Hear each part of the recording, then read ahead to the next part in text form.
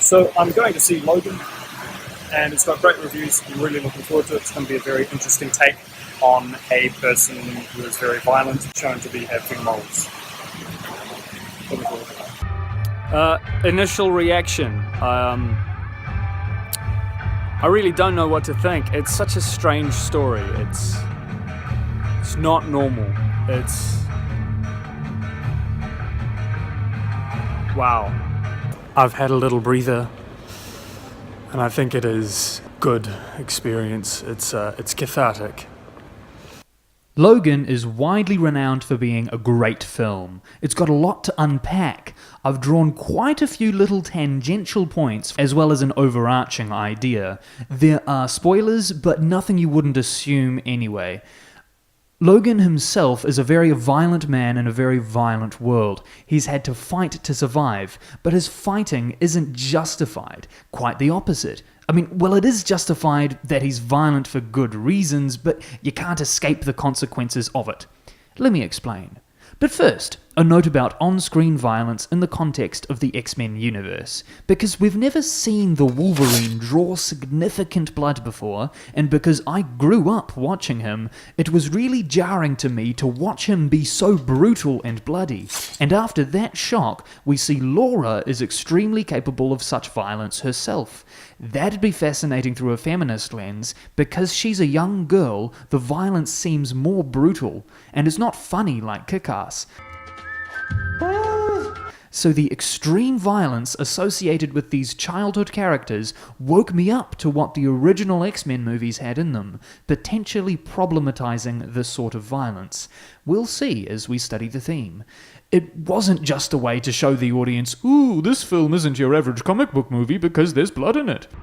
Holy fuck. No, the real theme of this film is the family relationship. Logan has to accept the fact that he has a daughter. Someone will come along. Someone has come along. This is probably really tough for him emotionally, but unfortunately I'm not enough of an X-Men geek to know, and the movie doesn't show us explicitly. It does, however, show us that he doesn't want to take care of Laura because of his care for Charles Xavier. She's a complication in his plan to get a boat for he and Charles to live away on, away from everyone so that Charles can't hurt anyone more in his volatile state. Also because the government wants his brain. The idea of the Sunseeker is reminiscent of heaven for these characters, especially given the fact that Charles is dying. An escape from everyone who could possibly want to hurt you into a paradise on the ocean in the sun does seem like a great place to die. Not only is Charles dying, but Logan's getting weaker himself. All Logan wants to do is retire. Enter a woman screaming his name. Gosh, the role of women is fascinating in this film. Laura's caregiver at first inconveniences him with a job, then messes up his entire life by inadvertently leading the baddies straight to Charles Xavier. With his life uprooted, he's forced to take Laura or leave her for the dogs. He chooses to not let her die. Logan is trying to escape the inevitability of death by living his last days in peace. He can't. Not without putting someone in tremendous danger. This has a potential Christian takeaway. Since we're going to have an eternity of peace in heaven, why not do good in our final days on earth? Or any days, really. Logan's failure to make it to the Sunseeker with Charles isn't seen as a failure by the story arc, though. The inevitability of death is so apparent in this film. I could liken the Wolverine to Jesus and say that he's teaching Laura to be less violent and sacrificing himself and his Sunseeker dream for her, and that is a valid interpretation. But the underlying theme behind these actions is that it's much more like he's a sinner getting his retribution. The strong Christian imagery in the film adds to this idea, as well as his resignation to the violent life. The lines repeated from an old movie, 1953's Shane, throughout the film indicate as much.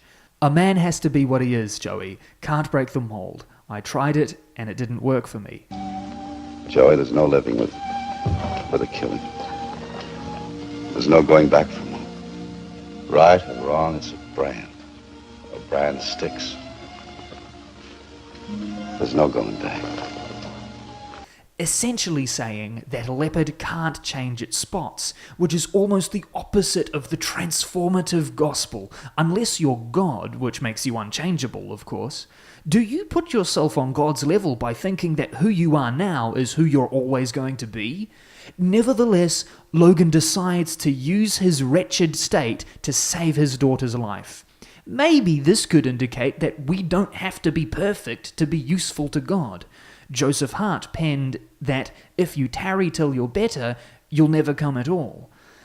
The cherry on top is the song in the end credits. It's Alpha and Omega's kingdom come. Johnny Cash singing When the Man Comes Around takes references from the actual Bible, from the book of Revelation, talking about the 4 horsemen of the apocalypse. Fox likes that reference, don't they? In this tale of a song, the man coming around has the connotation of evil being swept from the earth, instead of believers being delivered. In light of what we just watched, it becomes an ode to Logan's demise, that he had it coming. The idea of grace is left right out of the picture. There is no undeserved forgiveness for what he does that parallels what Christ can do for us. Let's talk about one of the final scenes. It's a pretty powerful moment between Laura and Logan. Logan seems to be welcoming death with open arms as if he wants to die. Laura seems to convey that Logan has done good in his life as well as bad. So he seems to have peace at the end because he feels love for Laura and is loved by her. This is what makes the ending happy. One, that he's finally ending this life of tremendous pain, and 2, that he's genuinely loved by someone. These are very earthly resolutions that don't have a heaven's eye view. Now, I don't expect a comic book movie to literally save a sinner through the power of Christ. In a way, the idea of retribution is quite good for setting people up for the idea of grace. And the idea that punishment is an act of God is important for Christians to be reminded of. Logan is a story. Like a lot of Westerns and Western-influenced films, it doesn't seem to actually be trying to say something. It's more trying to deliver an experience to the audience.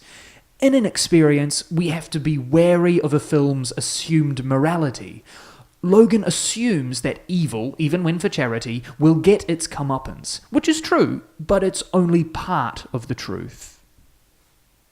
Thanks for watching. I hope you enjoyed this. If you did like this video, share it with someone you think will enjoy it, and leave a comment down below what you thought. I think that's the most important thing in this type of video. Have a great rest of your day, and subscribe for more movies studied through a Christian lens. A man has to be what he is, Joey. Oh, that was a terrible American accent. Let me just do it in New Zealand.